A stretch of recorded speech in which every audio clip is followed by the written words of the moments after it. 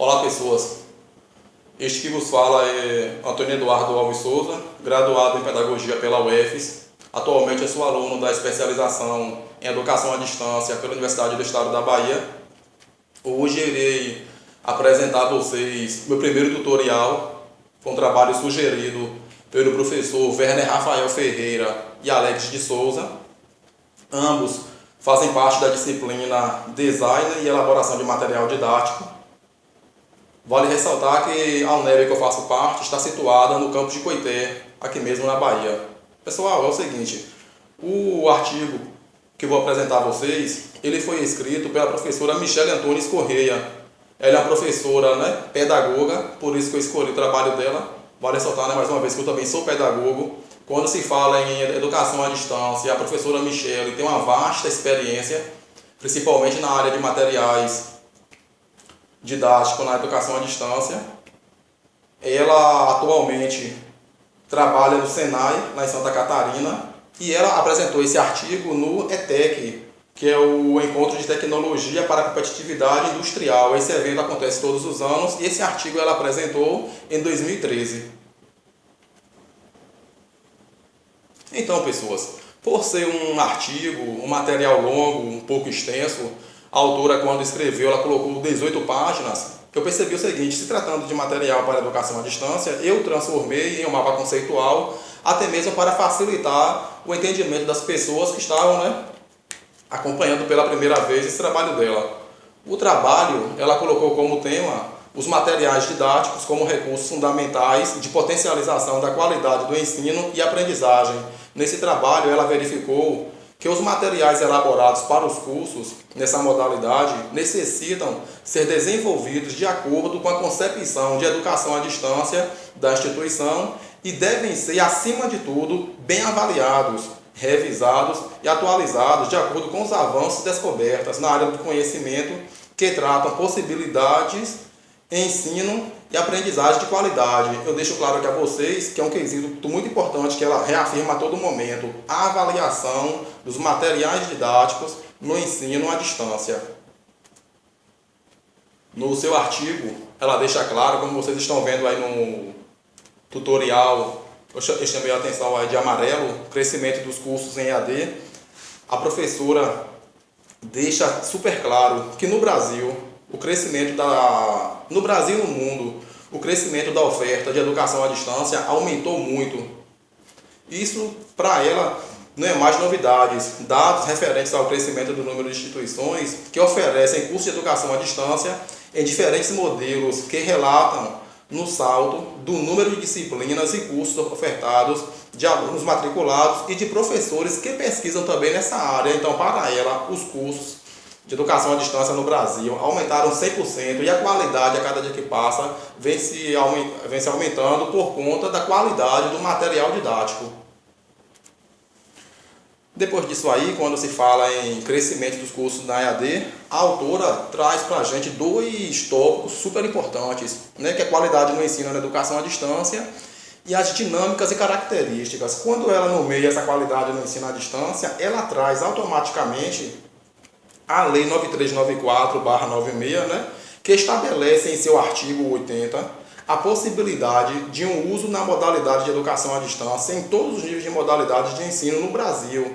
Ela reafirma a qualidade e deixa claro que o ensino à distância não surgiu no século XXI, não é algo novo, é algo já muito antigo, e a qualidade dos materiais vem sempre evoluindo, desde o seu surgimento até a atualidade. Nessa modalidade, no que se refere a dinâmicas e características, a autora deixa claro os programas à distância, como qualidade, o referencial que deve se ter em dinâmica, e ao mesmo tempo também ela fala sobre os diferentes desenhos e as múltiplas combinações de linguagem e recursos educacionais e tecnológicos, respeitando sempre o fato que não se pode abrir mão da qualidade do material didático, visto que a sua dinâmica será essencial para a formação do educando, garantindo uma boa formação na educação à distância. Ainda assim, quando se fala em educação à distância, a autora, novamente no seu artigo, retoma a seguinte pergunta, Como se dá a qualidade na educação à distância? Será que os profissionais que vão atuar nessa área, as pessoas que de fato têm interesse em pesquisar, em arguir sobre o mundo à distância, sobre o mundo virtual, será que eles realmente estão buscando qualidade? Porque ela deixa claro que a qualidade no ensino à distância é de suma importância. No entanto, as pessoas têm que se adequar às inovações tecnológicas. Muitas pessoas querem estar na área, só que não estão antenadas com as inovações tecnológicas. Logo, a autora deixa claro, para ter qualidade na educação à distância, para que a educação à distância ganhe nome no Brasil e no mundo, precisamos estar de acordo com as inovações tecnológicas e acima de tudo, ter em mente o que rege a Lei de Diretrizes e Bases da Educação, a Lei 9394/96, no que se refere à educação à distância, para que não saia de foco o que realmente prega a educação à distância dentro das suas tramitações legais. Pessoas, só uma falha básica aqui no tutorial, eu coloquei o nome proporção, mas não é proporção, por favor, consertem aí, é preocupação, né? Preocupação na qualidade da educação à distância. A autora deixa claro que em 2003 houve uma grande preocupação na educação à distância. Daí surgiu a SEDE e o MEC, né, para reforçar essa preocupação, onde eles buscaram cada vez mais inovações para que a educação à distância ganhasse sentido. Para aqueles que não sabem, né, SEDE é a Secretaria de Educação à Distância, que teve apoio do MEC, que é o Ministério da Educação, onde foram criados os documentos referenciais de qualidade para os cursos à distância, com o intuito de definir princípios, diretrizes e critérios que sejam referenciais de qualidade para as instituições que oferecem cursos nessa modalidade. Vale ressaltar, né, que, embora não tenha força de lei, os referenciais são norteados para subsidiar atos legais de poder público no que se refere aos processos de supervisão, avaliação e regulação de curso na modalidade à distância. Mais uma vez, a autora deixa claro, a avaliação dos materiais didáticos é de suma importância. Não se pode pensar em material didático para a educação à distância, sem que antes bons profissionais façam uma avaliação dos mesmos para saber se os alunos terão resultados ou não dentro desses materiais. Então, né, com a crescente oferta de cursos e programas na educação à distância, aliada a essa diversidade de projetos, modelos, tornou-se fundamental a avaliação e o estabelecimento de padrões mínimos de qualidade. Aí a autora traz consigo alguns padrões e ela vem pontuando quais são, né, esses padrões para dar conta, essas dimensões, os projetos, e ela deixa claro que a EAD deve contemplar alguns tópicos fundamentais. Ela lista alguns desses aqui, né? Vou citar para vocês o que eu acho mais importante, tendo em vista até mesmo eu enquanto estudante de educação à distância. Ela deixa claro que um dos tópicos, né, que deve se seguir é concepção de educação e currículo no processo de ensino-aprendizagem, sistemas de comunicação na educação à distância, o bom material didático para a educação à distância, avaliação, né? Ou seja, o que ela enfatiza todo o trabalho, avaliar esse material didático, uma equipe multidisciplinar preparada, o que eu, enquanto estudante também, concordo com ela diante do que eu vejo na minha sala de educação à distância, no Polo de Coité, uma infraestrutura de apoio. Eu admiro muito o pessoal que trabalha com a gente lá, que eles dão um suporte muito grande durante nossas aulas em relação a espaço físico, material, internet, uma boa gestão acadêmico-administrativa e sustentabilidade financeira. A autora também deixa claro, né, um tópico que eu achei importante no artigo dela é falando sobre potencialização. E ela enfatiza o processo de ensino e aprendizagem na educação à distância. E quando ela fala de ensino e aprendizagem na educação à distância, ela deixa claro que os processos de ensinar e aprender na educação à distância, em grande parte, não ocorrem de forma simultânea, nem tem lugar em um espaço compartilhado por alunos e professores. Por esse motivo, ela afirma que as propostas de ensino nessa modalidade são mediatizadas por meio de materiais didáticos. E baseado no trabalho dela, né, eu me fiz aquela pergunta: quais são as especificidades do material didático para a educação à distância? E dentro dessa pergunta minha, o artigo já responde, ela já me traz dois tópicos importantes.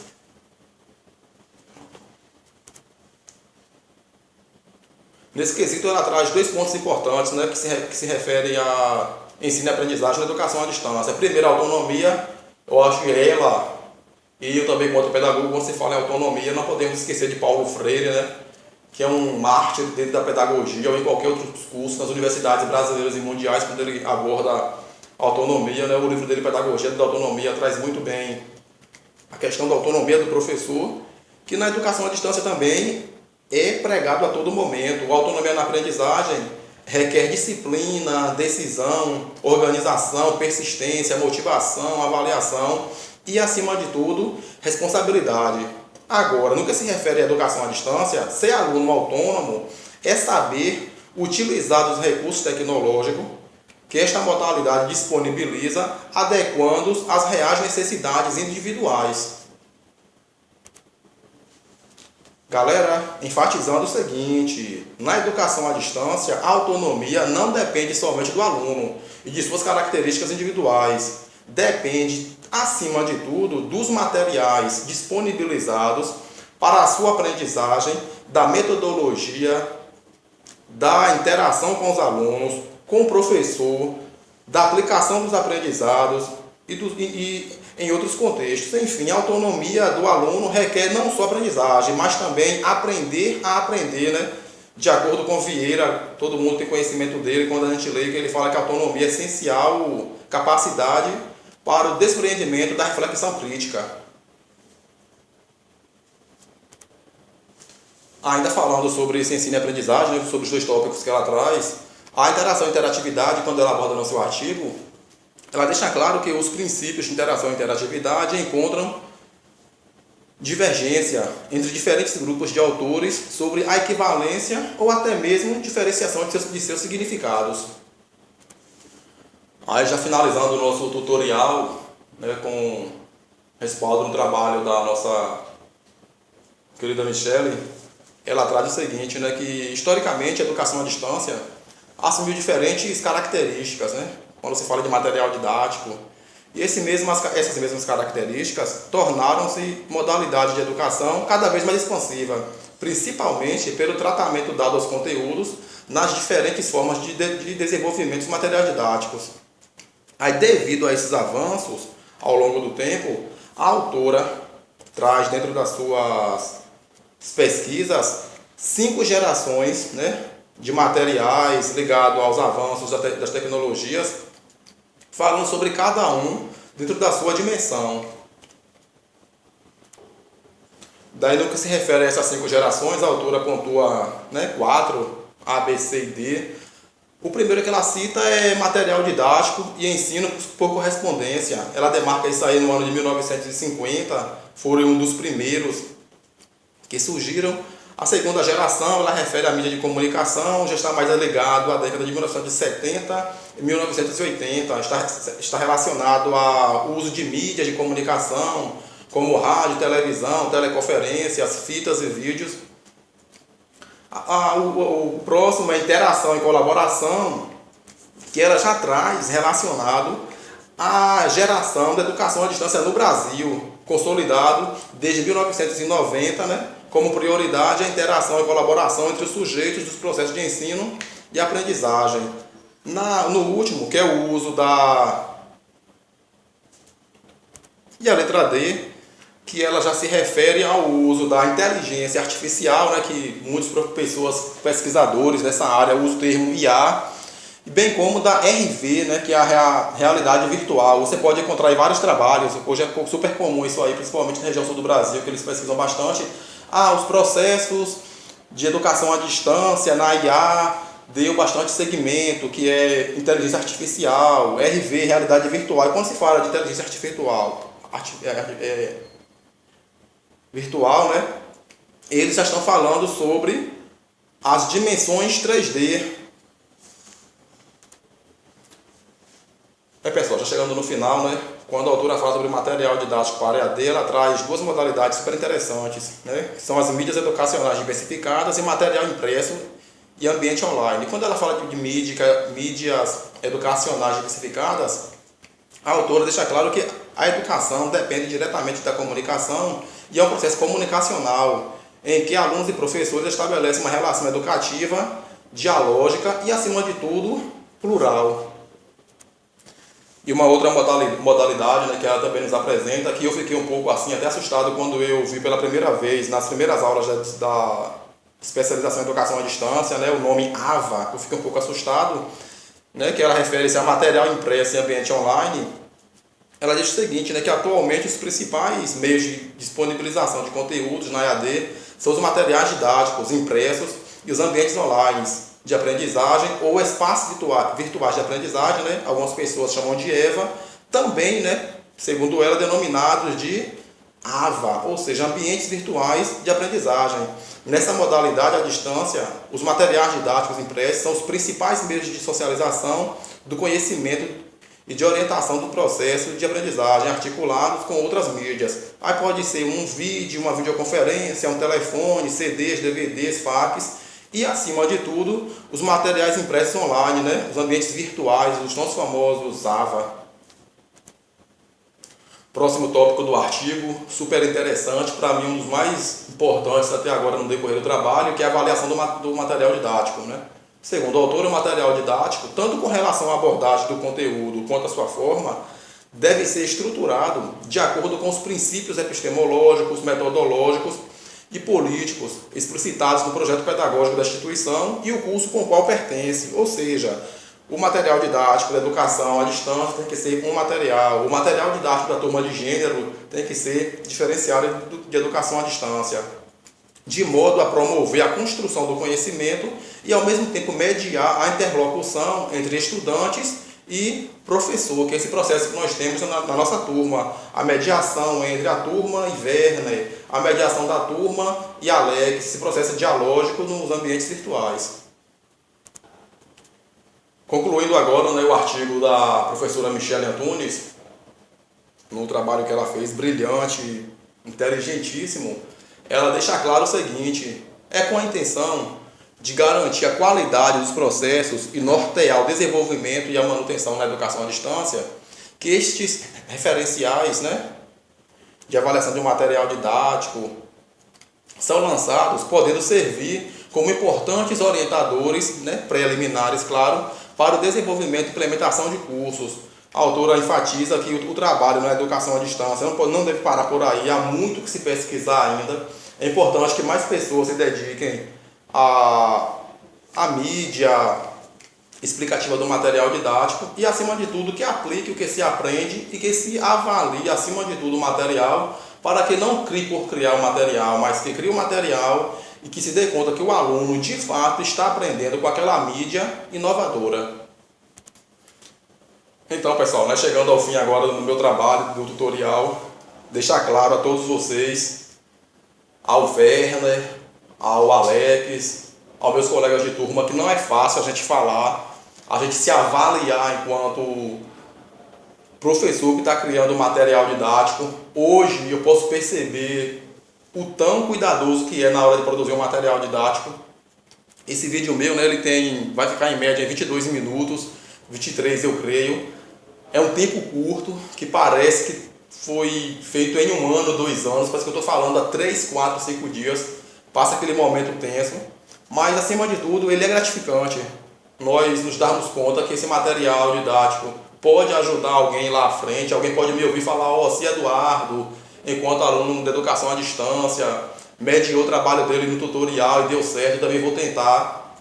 Parabenizar todos vocês que trabalham nesse mundo da educação à distância, é um mundo muito novo, para mim foi super válido fazer esse material, né? Meu primeiro tutorial. Dizer à galera da turma que façam também o mesmo trabalho, se dediquem bastante, e que os tutoriais, assim, a gente faz o primeiro, tem essa dificuldade, mas do segundo, terceiro, quarto em diante a gente vai melhorando, se aprimorando e contando também com a avaliação de vocês para reconhecer se o trabalho está bom ou se não está, para que no próximo ele tenha mais êxito e realmente seja usado para servir na educação à distância, formando os estudantes e também auxiliando professores na hora das suas formações.